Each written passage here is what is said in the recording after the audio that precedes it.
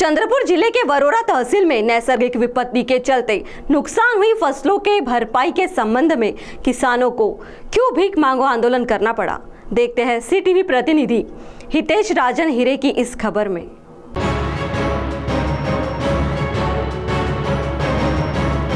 नैसर्गिक आपत्ति के कारण वरोरा तहसील के किसानों के फसलों का भारी नुकसान हुआ और इस संबंध में किसानों ने आरोप किया है कि फसल बीमा कंपनी की ओर से सही तरीके से सर्वेक्षण न किए जाने के कारण किसानों को बीमा की रकम बराबर नहीं मिली और इसको लेकर परिसर के जागृत किसान किशोर डुकरे ने इसकी जानकारी प्रशासन तक पहुंचाई, मगर प्रशासन ने भी इस संबंध में सुध नहीं ली तो किसानों ने भीख मांगो आंदोलन किया और यह आंदोलन शहर के रत्नमाला चौक परिसर से शुरुआत किया गया।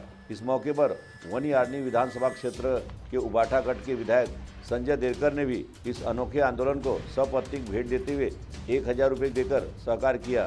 साथ ही इस मौके पर सौ दरेकर ने घोषणा देते हुए इस आंदोलन को हमारा भी समर्थन है ऐसा दर्शाया। इस भीख मांगो आंदोलन से उन्होंने क्षेत्र के अन्य व्यापारियों के पास पहुंचकर तथा जनता से लगभग 4771 रुपये की निधि जमा की और उसे कृषि अधिकारी को सौंपी।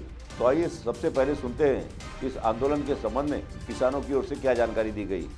नुकतंच तुम्ही कृषी अधिकाऱ्यांना निवेदन दिलं आहे, नेमकं हे निवेदन काय होतं? मागच्या वर्षी तालुक्यातील शेतकऱ्यांनी सोयाबीन आणि कपाशीचा पीक विमा काढला होता। त्या अनुषंगाने शासनाने सोयाबीनचा पीक विमा शेतकऱ्यांना 100% दिला आहे, मात्र कपाशीचा पीक विमा अजूनही दिलेला नाही। त्या अनुषंगाने आम्ही शेतकऱ्यांनी परिसरातील व्यापाऱ्याकडून दुकानदार येणारी जनता शेतकरी यांच्याकडून भीक मागून सरकारले जी काही मदत जमा होईल ती दिली। तसेच रब्बी हंगामात शेतकऱ्यांनी चना गहू ज्वारी यांचा पीक विमा काढला होता, त्याच्यावर गारपीट झाली आहे। गारपीट झाली तर महसूल विभागाकडून संबंधित शेतकऱ्यांना हेक्टरी 13,500 रुपये मदत दिली आहे, पण मात्र पीक विमा कंपनीच्या चुकीच्या सर्व्हेनुसार शेतकऱ्यांना कोण्या शेतकऱ्याला 200 रुपये एकरी, कोण्या शेतकऱ्यांना 500 रुपये, कोण्या शेतकऱ्यांना 700 रुपये अशी दिलेली आहे। म्हणजे ते तुटपुंजी रक्कम दिलेली आहे, म्हणून आम्ही ते शेतकऱ्यांना रक्कम वापस म्हणजे कंपनीला वापस दिलेली आहे रक्कम ते, जेणेकरून आम्हाला जो सरकारने सर्वे केला आहे महसूल विभागाने त्या सर्वेनुसार आम्हाला शेतकऱ्यांना रक्कम द्यावी अशी आमची मागणी। किती रक्कम तुम्ही कृषी अधिकाऱ्यांना आता दिली? 4471 रुपये। अच्छा, काय वाटतं तुम्हाला या माध्यमातून तुमचा प्रश्न सुटेल असं वाटते?